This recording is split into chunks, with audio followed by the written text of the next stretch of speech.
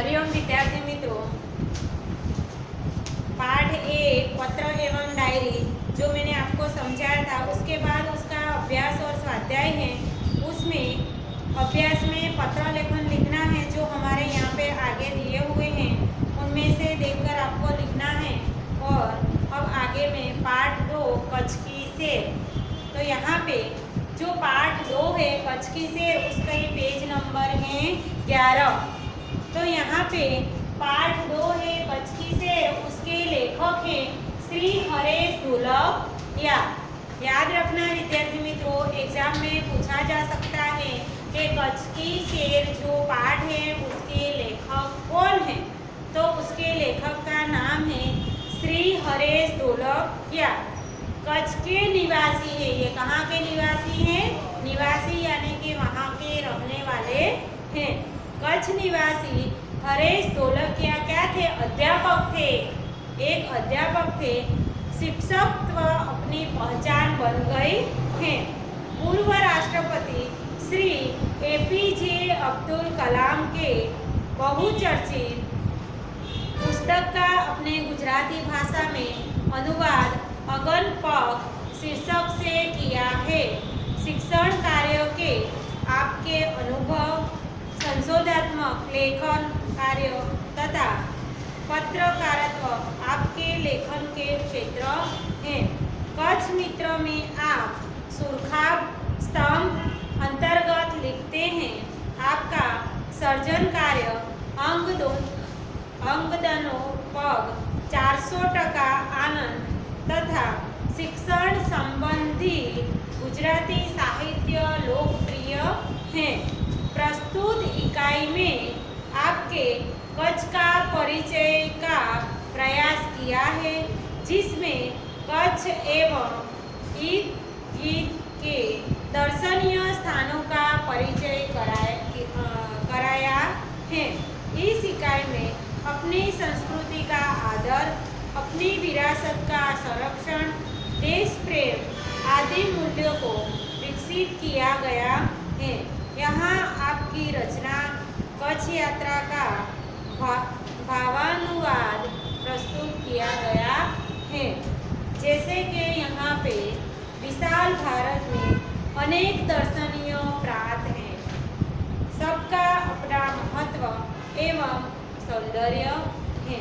એટલે કે આ વિશાળ ભારતમાં અનેક જોવાલાયક સ્થળો છે, જેમાં દરેકનું મહત્વ અને सौंदर्य अलग अलग हैं। गुजरात उनमें से एक अनूठा राज्य है। એટલે કે આ ભારત વિસ્તારમાં गुजरात એ अलग अनोखું राज्य છે।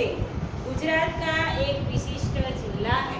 એટલે કે गुजरातનો एक विशिष्ट जिल्लो છે, જે છે कच्छ, जो गुजरात का अत्यंत रमणीय प्रदेश છે। એટલે કે જે આ कच्छ છે એ गुजरातનો रमणीय એટલે કે सुंदर प्रदेश છે। यात्रियों के लिए कच्छ आकर्षण का केंद्र है। એટલે કે यात्री એટલે કે प्रवासियों માટે આ एक अत्यंत आकर्षण केंद्र बन्યું છે। इसका पौराणिक महत्व भी कम नहीं। पौराणिक એટલે કે પુરાણું જૂનું, તેનું મહત્વ કંઈ ઓછું નથી। अनेक दर्शनीय स्थानों के वैविध्य के कारण इसे म्यूजियम संग्रहालय कह सकते हैं। तो अहींया जोवालायक स्थळोना कारणे अहींया म्यूजियम अने संग्रहालय पण कही शकाय छे। कच्छ में प्रवेश करते ही हमें रेगिस्तान के 2 भाग देखने को मिलते हैं। એટલે જ્યારે તમે કચ્છમાં પ્રવેશ કરો છો ત્યારે તમને રણ પ્રદેશના 2 ભાગ જોવા મળે છે। રેગિસ્તાન એટલે કે રણ પ્રદેશ। જ્યારે તમે કચ્છમાં પ્રવેશ કરો છો ત્યારે તમને રણ પ્રદેશ 2 ભાગમાં જોવા મળે છે। એક छोटा रेगिस्तान और दूसरा बड़ा रेगिस्तान। એટલે કે એક કચ્છનું નાનું રણ અને એક કચ્છનું મોટું રણ। इन दोनों में रेगिस्तान जैसा कोई लक्षण नहीं दिखाई देता। એટલે કે આ બંને રણ પ્રદેશમાં કોઈ લક્ષણ જોવા મળતા નથી. રેત કहीं નજર નહીં આતી, એટલે કે રેત ક્યાંય નજર આવતી નથી. અંતઃ યહ અનૂઠા રેગિસ્તાન है, એટલે કે અંતમાં આ કંઈક અલગ જ રણ પ્રદેશ છે. सांखियाली को हम कच्छ का प्रवेश द्वार कह सकते हैं। कच्छ की यात्रा यहीं से आरंभ होती है। यहाँ से उत्तर दिशा की ओर यात्रा का प्रारंभ होता है, એટલે કે અહીંયા ઉત્તર દિશાથી યાત્રા એટલે કે સફરનો પ્રારંભ થાય, એટલે કે શરૂઆત થાય છે. रापर से धोलावीरा पहुँचते ही हमारी प्राचीन संस्कृति मोहेंजोदड़ो का स्मरण हो जाता है। यहाँ स्थान 5000 वर्ष के अवशेषों का अंग है। कितना अवशेषों का अंग है? 5000। इस प्राचीन नगरी के दर्शन से ही हम चकित रह जाते हैं। हमें प्राचीनता में आधुनिकता के दर्शन होते हैं, यानी कि 5000 पुराने जो तत्व हैं वो हमें જે અવશેષો છે તે અમને એ નગરીમાં આપણને જોવા મળે છે અને તેની અત્યંત આધુનિકતા કંઈક અલગ જ આપણને જોવા મળે છે. सांखियाली से पश्चिम की यात्रा करते भचाऊ नजर आता है। जो बड़ा गांव है जैसे नगर, वहाँ से गांधी धाम औद्योगिक कारखानों का शहर है। यहाँ सिंधी प्रजा पाकिस्तान से आकर स्थायी हुई। कई प्रजा सिंधी, તમે નામ સાંભળ્યું હશે, સિંધી જે જાતિ છે એના લોકો પાકિસ્તાનથી આવીને ત્યાં વસ્યા છે. गांधीधाम, आदिपुरी तथा गोपालपुरी उद्योग के कारण विकसित हुई दिखाई देते हैं। आदिपुरी में गांधी स्मृति तथा पास ही कंडला बंदरगाह का बड़ा महत्व है। कंडला का विकास यहाँ की प्रजा के लिए महत्वपूर्ण है। कंडला से दक्षिण की ओर भद्रेश्वर अति प्राचीन जैन यात्राधाम है। संगमरमर से बना 2500 वर्ष पुराना जिनालय भूकंप में खंडित हुआ, उससे पुनः निर्माण का कार्य जोरों से चल रहा है। इसे आधुनिकता का स्पर्श मिला है। मुद्रा शहर तहसील मुख्यालय भी है। तहसील यानी कि तालुको। यहाँ अनेक उद्योग के कारण विकास की दिशा खुली है। समुद्र के किनारे बंदरगाह विकसित हुआ है। यहाँ कुछ प्राचीन इमारतें हैं, એટલે કે ત્યાં કેટલીક જૂની ઇમારતો પણ જોવા મળે છે. समुद्र के किनारे तटीय यात्रा करते हुए हम मांडवी पहुँचे। मांडवी अति सुंदर बंदरगाह है, बड़ा प्राचीन नगर है। यह शहर राजा के महल, पवन चक्कियों तथा समुद्र तट के कारण अधिक दर्शनीय बना है। यहाँ VRTI ग्राम्य संस्था है। 72 जिनालय हैं। पास ही बिंदड़ा गांव में अंतर्राष्ट्रीय अस्पताल है। मांडवी से आगे चलते डुमरा, कोठीरा, सुगरी और जखो महत्वपूर्ण भाग है। जैनों का प्राधान्य यहाँ नजर आता है। नालिया शहर तहसील का केंद्र है। यहाँ वायुसेना का मुख्य अड्डा है। यहाँ पे चित्र दिखाया गया है पेज नंबर 13 पे। नालिया से 1 घंटे की यात्रा करने के बाद नारायण सरोवर अति प्राचीन पौराणिक धार्मिक स्थान आता है। इस स्थान को रामायण काल का माना जाता है। वहाँ कोटेश्वर नामक दर्शनीय मंदिर है। कौन सा मंदिर है वहाँ पे कच्छ में? कोटेश्वर महादेव। नाम आपने सुना होगा। कच्छ में कोटेश्वर महादेव मंदिर है। बहुत प्राचीन यानी कि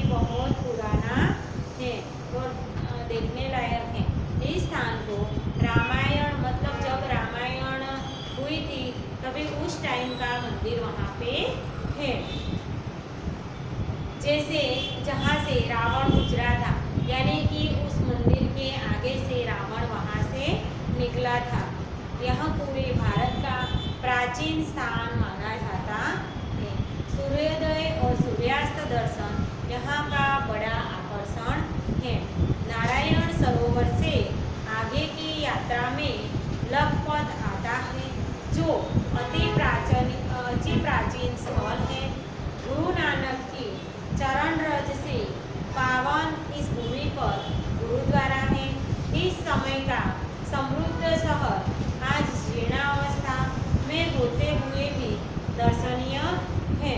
यहाँ एक किला है, उसके बगल में पानंद्रो खनिज संपत्ति के लिए प्रसिद्ध है। साथ ही विद्युत निर्माण का यह केंद्र है। लखपत से मध्य कच्छ की ओर बढ़ने पर हाजी पीर मुसलमानों के लिए श्रद्धा का केंद्र आता है। कौन सा? हाजीपुर। हाजी पीर मुसलमानों के लिए श्रद्धा का केंद्र आता है। यहाँ पीर की मजार है। रेगिस्तान की झांकी यहाँ से होती है। रास्ते में माता का मढ़ नामक धार्मिक स्थान है, जहाँ नवरात्रि के पर्व पर लोग पद यात्रा करते हुए श्रद्धा भाव से दर्शनार्थ आते हैं। श्रद्धा भाव से दर्शन करने के लिए यहाँ पे लोग आते हैं। आगे नखत्राणा प्राकृतिक नज़ारों का केंद्र बना है। रास्ते में चक्स, पुरेश्वर मंदिर, वाढ़ई जैसे मनोहारी प्राचीन स्थान हैं। अब कच्छ का मुख्य केंद्र भुज आते ही उसके वैभव का परिचय होता है। आयना महल, प्राग महल, टावर, स्वामीनारायण मंदिर, हिल गार्डन, हमीरसर तालाब, भुजिया पहाड़, लोक संग्रहालय, विश्वविद्यालय आदि के दर्शन करके हम आनंद ले सकते हैं। सन 2001 के भूचाल ने इसे खंडित किया है। 2001 में जो भूचाल आया था उससे ये खंडित हो गया है, तो लोगों ने उसे नए स्वरूप में पुनः निर्माण करके और सुंदर शहर बना दिया है। भुज से उत्तर दिशा की ओर हावड़ा में काला डूंगर है। कहाँ से? जो कच्छ के पास भुज है, भुज के उत्तर दिशा की ओर एक हावड़ा में क्या है? काला डूंगर है। पहाड़ पर चढ़कर रेगिस्तान की झांकी करना एक अनूठा अनुभव है। એટલે કે આ પહાડ ઉપર ચડીને રણ પ્રદેશને જોવાની એક અલગ જ અનુભવ છે। सरकार एवं स्थानीय जनता द्वारा रणोत्सव का आयोजन होता है। हर साल वहाँ पे रणोत्सव का आयोजन किया जाता है। आप लोगों ने, आप में से कोई गया भी होगा या फिर अपने टीवी चैनल में भी दिखाया जाता है। रण महोत्सव होता है, तभी बहुत अच्छे वहाँ पे अलग अलग प्रसंग होते हैं। रणोत्सव में का आयोजन होता है। देश भर से लोग यहाँ देखने के लिए आते हैं। सफ़ेद रेगिस्तान को देखना एक आनंदीय घटना जैसा है। भुज से अंजार भी जाया जाता है। आगे बढ़ते हुए सृजन संस्था में यहाँ की प्रजा की हस्तकला का परिचय होता है। जेसल तोरल की समाधि में मंदिर बना है।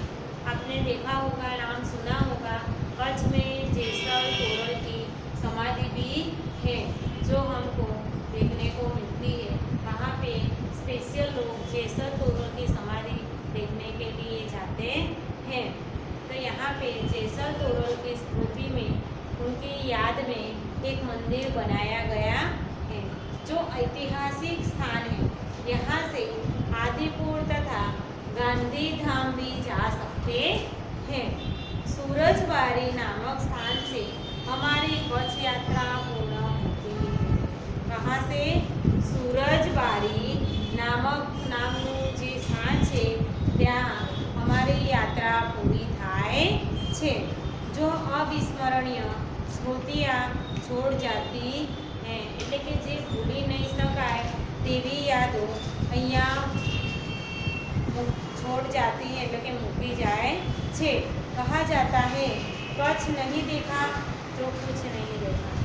क्या कहा जाता है? कच्छ नहीं देखा तो कुछ नहीं देखा, क्योंकि कच्छ में बहुत सारी ऐसी जगह, ऐसी स्मृतियाँ हैं जो हमको बहुत पुरानी है देखने को मिलती है। कहा जाता है कि कच्छ नहीं देखा तो कुछ नहीं देखा। कच्छ गुजरात का गौरव है और दुनिया भर के लोग के लिए किसी भी मौसम में दर्शनीय एवं आकर्षण का केंद्र है। अनुवादक महेश भाई उपाध्याय। अनूठा यानी कि अनोखा, विशिष्ट कुछ।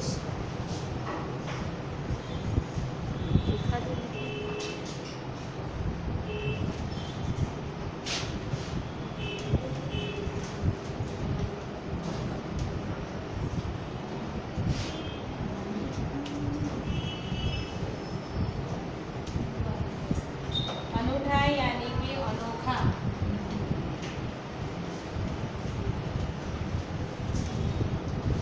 विशिष्ट,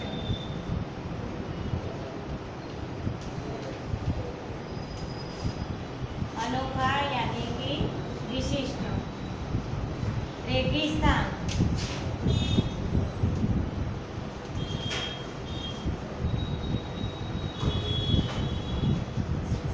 मरुभूमि,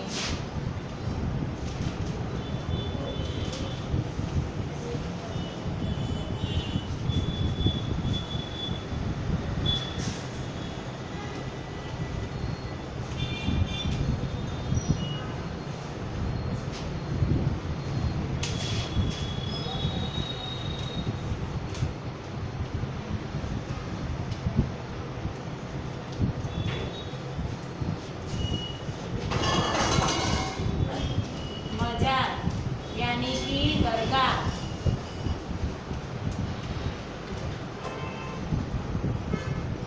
मजार यानी कि दरगाह।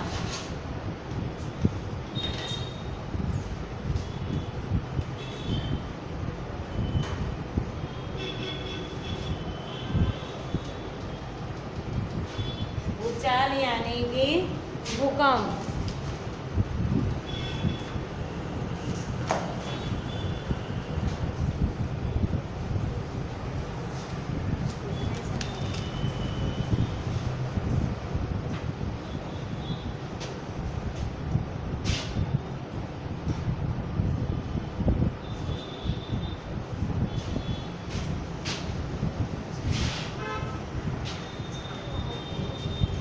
चरण रज यानी कि पावों की धूल।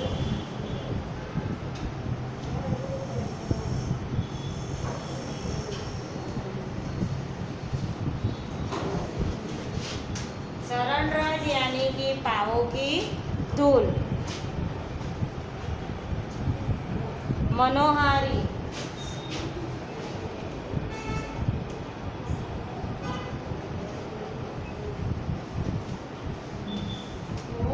सुंदर।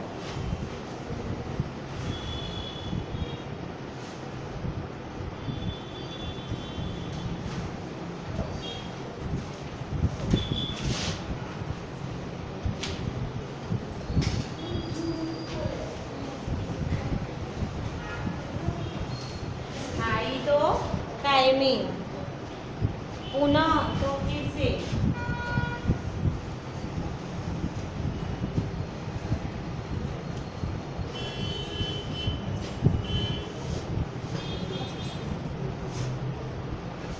तो दर्शनीय यानी कि देखने लायक, सौंदर्य यानी कि सुंदरता, अनूठा यानी कि अनोखा, विशिष्ट। रमणीय का अर्थ है सुंदर। पौराणिक एटले के पुराणों के समय का धार्मिक। वैविध्य यानी कि विविधता। रेगिस्तान तो रेतीला प्रदेश। प्रवेश द्वार तो अंदर जाने का मुख्य दरवाजा, अवशेष, बचे हुए टूटे फूटे हिस्से, आधुनिकता यानी कि नवीनता, बंदरगाह, समुद्री जहाजों के ठहरने का स्थान, बंदरगाह એટલે समुद्री जहाजों के ठहरने का स्थान, तटीय किनारों की, ग्राम्य ग्रामीण गांवों के लोगों से संबंधित, जिनालय तो जैन मंदिर, अंतर्राष्ट्रीय सब राष्ट्रों से संबंधित, उसको क्या कहा जाता है? अंतर्राष्ट्रीय। समुद्र तो धन दौलत से भरपूर, समृद्ध એટલે કે ધન દौलत से भरपूर। जीर्णा अवस्था तो टूटी फूटी हालत। जो झांकी तो दर्शन या दृश्य, झांकी का अर्थ क्या होता है? दर्शन या दृश्य। रणोत्सव, रेगिस्तान में मनाया जाने वाला जो उत्सव है उसको क्या कहा जाता है? रणोत्सव।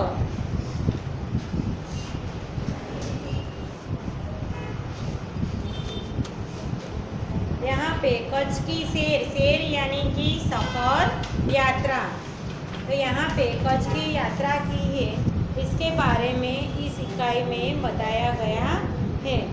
यहाँ पे अभ्यास में कुछ निम्नलिखित मुद्दों के संदर्भ में 4-5 वाक्य बोलिए। जैसे कि मरुभूमि या रेगिस्तान, कच्छ के 3 बड़े शहर कौन कौन से हैं उसके बारे में बोलना है। जैसे कि मरुभूमि रेगिस्तान, जिस प्रदेश में दूर दूर तक रेत ही रेत दिखाई देती है उसे मरुभूमि या रेगिस्तान कहा जाता है। जहाँ दूर दूर तक रेती के अलावा कुछ भी दिखाई नहीं देता। मरुभूमि में वर्षा बहुत कम होती है, वहाँ पे बारिश की अछत होती है, बिल्कुल नहीं होती। यहाँ पानी के लिए दूर दूर तक भटकना पड़ता है। कहाँ कहाँ ऐसे स्थान होते हैं जहाँ भूमि से पानी निकलता है, ऐसे स्थानों को मरु उद्यान कहते हैं। मरुभूमि के लोग प्रायः ऊंट पर प्रवास करते हैं। वहाँ के लोग यहाँ से वहाँ कहाँ जाना हो तो ऊंट का उपयोग करते हैं, क्योंकि इसीलिए ऊंट को रेगिस्तान का जहाज कहा जाता है। क्या कहा जाता है? ऊंट को रेगिस्तान का जहाज कहा जाता है। कच्छ के 3 बड़े शहर हैं, जैसे कि मांडवी हैं, कच्छ के ऐतिहासिक स्थल हैं, कच्छ में स्थित धार्मिक स्थल हैं। तीनों अलग अलग हैं। मांडवी, भुज और मुंद्रा से ये कच्छ के 3 बड़े शहर हैं। मांडवी अत्यंत सुंदर बंदरगाह है। यहाँ बड़ा प्राचीन नगर है। यहाँ राजमहल, पवन चक्कियाँ तथा समुद्र तट दर्शनीय है। भुज वैभवशाली नगर है। यहाँ आयना महल, प्राग महल, हिडगाड, स्वामीनारायण मंदिर, हमीरसर, भुजिया पहाड़ आदि दर्शनीय स्थल हैं। मुंद्रा में अनेक उद्योगों का विकास हुआ है। यहाँ कई प्राचीन इमारतें हैं। इस तरह इसमें दिया है, जो आगे पाठ में दिया है उसमें से देखकर ही लिखना है। उसके बाद जो दूसरा कच्छ के 3 बड़े शहर, कच्छ में स्थित धार्मिक स्थल, कच्छ के ऐतिहासिक स्थल, उसके बाद है प्रश्न 2 जो हम नेक्स्ट लेक्चर में सीखेंगे। आज का ये लेक्चर यहाँ पे पूरा करते हैं।